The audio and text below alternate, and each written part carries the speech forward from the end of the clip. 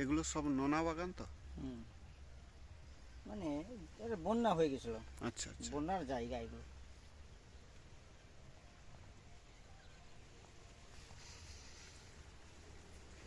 আচ্ছা, আপনার নামটা একটু যদি আমার নাম আশিস মাঝি। আশিস মাঝি, হ্যাঁ, তাই তো? হ্যাঁ, বাড়ি? বকবিনগর। আচ্ছা, জৈব চাষ করে কেমন লাগছে আগে বলুন। না, জৈব আমি প্রথম থেকে এগুলো পছন্দ করি, জৈবর উপরে হবে, তার মধ্যে কিছু সার, অন্যান্য সার দিতে হবে, কিন্তু জৈবটা মাস্ট। জৈব না হলে কিন্তু কৃষিতে কৃষিতে উন্নতি করা যায় না। জৈবটা দিতেই হবে, বিশেষ করে তো খোল, হাড় সার, গোমাই, এগুলো তো মানে একবারে প্রচুর পরিমাণে দেওয়া উচিত, তবে সম্ভব, না হলে চাষে সম্ভব না। আর সেই খাটনিটাও সার্থক হয়। নাহলে শুধু টাকা আছে, বাজারে গেলাম, মানে রাসায়নিক বিভিন্ন টাইপের সার টার দিয়ে দিলাম, ওই বাজারের জৈব, এগুলো আমি ঠিক বিশ্বাস করি না। একমাত্র আমার বাড়ির গোবর যদি হয় বিশ্বাস করি, গোবর, ছাগলের, এইগুলো বিষটা? খুব ভালো। ছাগলের এগুলো খুব ভালো, এগুলো দিলে উন্নতি হবে, এ কিছু করার নেই। হ্যাঁ, একা একা হবে ও। আচ্ছা। হুম, এখন আগে কি সমস্যা ছিল, এখন কি সমস্যা বা? আগে সমস্যা, অনেকবার বহু বছর ধরে চাষবাস করছি, কিন্তু এই বহুবার আমি হয়েছি, মানে বিভিন্ন সময়ে বিভিন্ন এতে হয়েছি, কিন্তু বিশেষ করে ক্ষতিগ্রস্ত আমরা চাষিরা হয়েছি, বিশেষ করে এই সাইডটা, মানে পিচ রাস্তার এই পূর্ব সাইডটাতে, মানে ওই নোনা বন্যা হয়ে যাওয়ার পরে, মানে ভালো একটা গাছ ধরুন একটা লাইনে বসানো হয়েছে, গাছ একটা লেভেল ধরে বসানো হয়েছে, তো দেখা গেল চাক চাক চাক চাক করে গাছ বসে যাচ্ছে।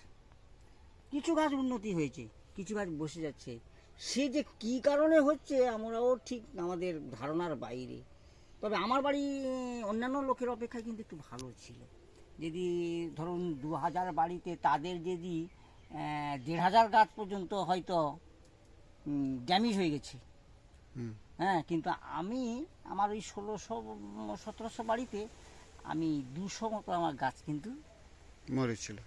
মানে মরেছে, আমি কেটে বাদ দিয়ে দিই, আর ও হবে না, আমি চেষ্টা করছি তোলার জন্য। হ্যাঁ, কিন্তু কোনো রকম পারি না, যার ফলে আমি একজন মিস্ত্রিকে ধরছিলাম আর কি। নাহলে আমি কোনো মিস্ত্রি রাখিনি, আমি নিজে যতটুকু জানি আমি মোটামুটি করি। আর মিস্ত্রি অনেক কথা বলে, এই দেখো না 7 লাখ করে দেবো, 8 লাখ করে দেবো, 10 লাখ করে দেবো, মানে মিস্ত্রি আমি ধরি না। 2-1 জনকে করেছি, এই বছর 2 জনকে ছেড়েছি আমি।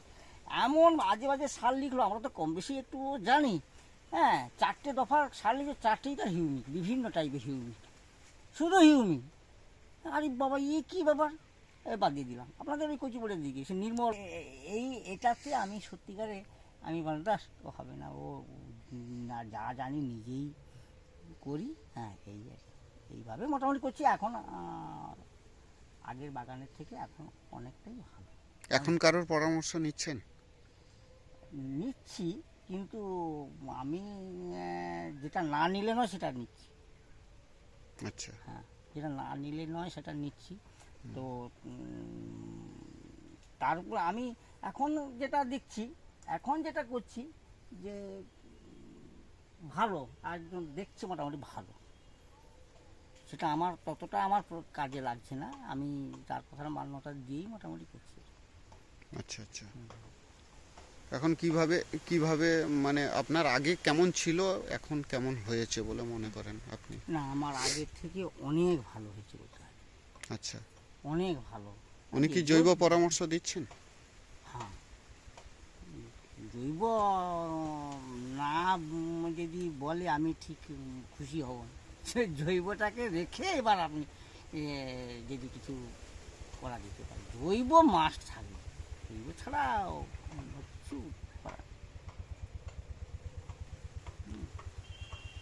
আর বাজারে জৈব আমি বিশ্বাস করি না, আমি খোল বিশ্বাস করি, হাড় সার বিশ্বাস করি, যেমন ছাগলের পায়খানাটা বা গরু গোমাই, এগুলো আমি খুব বিশ্বাস করি।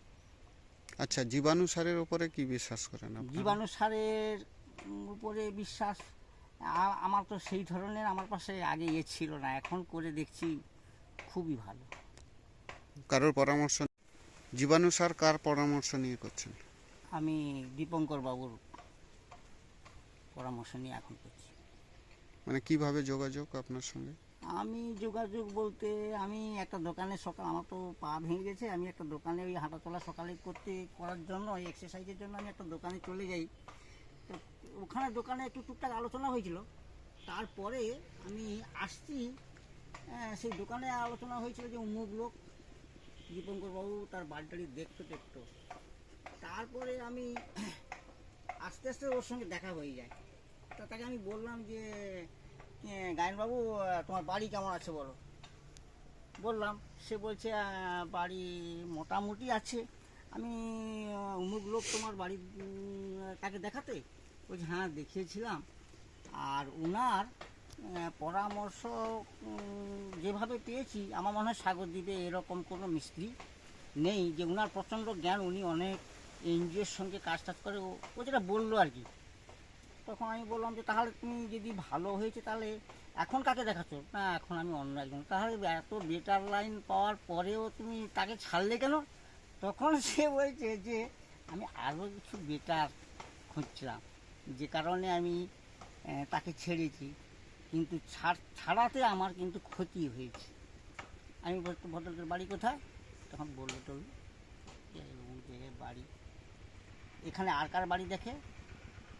আর একজনের বাড়ি নাম বললে আমি মোটামুটি দুপুরে ওখানে গিয়ে তার সঙ্গে কথা বলে তারপরে দীপঙ্করবাবুর সঙ্গে আমি মোটামুটি